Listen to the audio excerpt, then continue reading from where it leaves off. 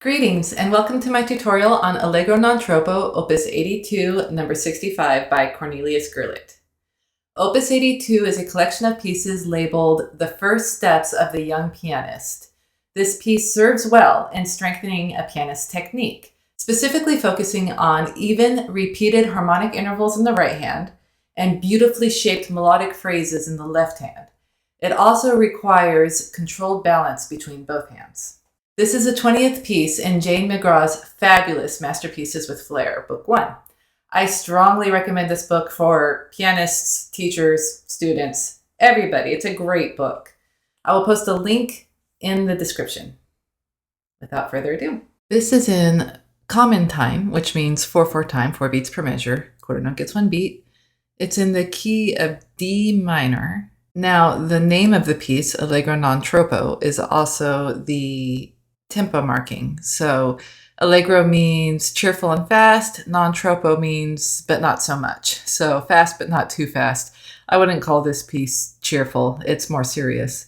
It also says Mercato il basso. I might be pronouncing that wrong. That means in a marked, decisive manner. So the music should sound a bit deliberate, especially the melody, I would say. I love to use this piece because there's a lot of technical things that I can teach. The first thing I do is I have the student learn the right hand, which is just these repeated thirds throughout. And what I have them do is focus on playing with firm fingers and a bouncy wrist, and to play from the key. They don't even have to bring the key all the way up because it's supposed to be soft. The left hand is that's the melody. That's what we're going to bring out. But the right hand is just a soft accompaniment. So this is a great exercise in being able to play soft and steady with like a consistent volume with every repeated third, which is a difficult technique to master. So I tell students to first warm up by playing the right hand by itself, focusing on keeping it soft and together and consistent. I'm not coming all the way up from the key. See, that broke up a little bit, so that wasn't great. Now we're back to being consistent and together. Now I'm doing a nice dribble.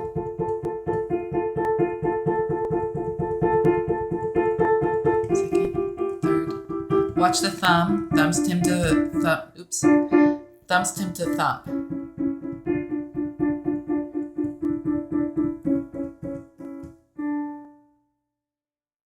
So that's a really great warm-up. I then would suggest playing the left hand by itself, thinking of each phrase and making sure you separate each phrase too. Like the first phrase is, and it starts soft, but should definitely be assertive. So soft, yes, but don't let it get overwhelmed by the right hand.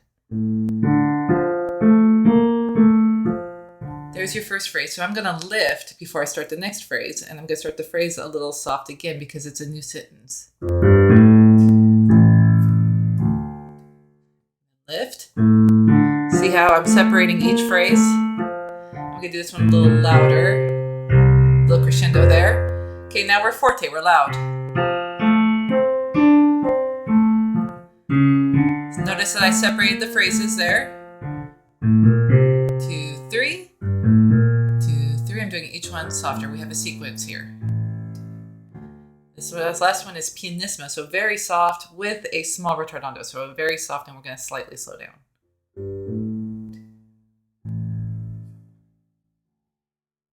Not too hard to do with the left hand by itself, but hands together is much harder. Okay, so we do have that sequence that starts at pick up to 14. So it's a motif being repeated, but the notes aren't exact. Instead, it's repeating one step lower each time. With that, make sure that your dynamics vary. You don't want it to be the same volume throughout. The music here says mezzo forte, and then by the time you get to the third one, mezzo piano. So I would actually make sure each one is a little bit softer, and then a little less, and then a little less. Okay, so that would be step number 2 in practicing this. The next step I'd have students do is play literally one phrase at a time, hands together, and stop completely in between phrases. This is because I want them to be super aware of the different phrases and not play the whole piece like a run-on sentence. That's the last thing I want from my students. So I'm going to play a phrase and then take a break and play the next phrase and so forth.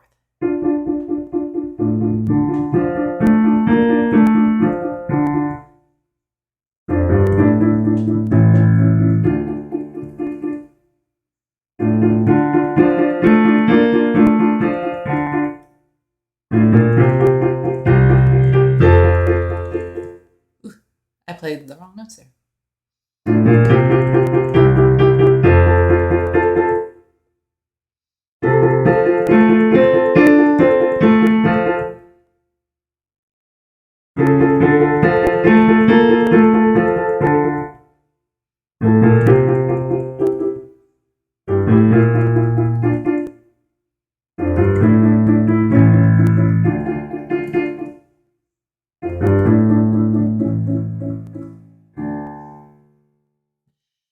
This is so good when it comes to phrasing because separating each phrase helps you think, okay, I want the peak here to be the B flat. So I'm going to get louder and louder and softer and softer. And then you take a break. So then you can look ahead and think, okay, this, I'm going to have it start kind of loud and then drift off.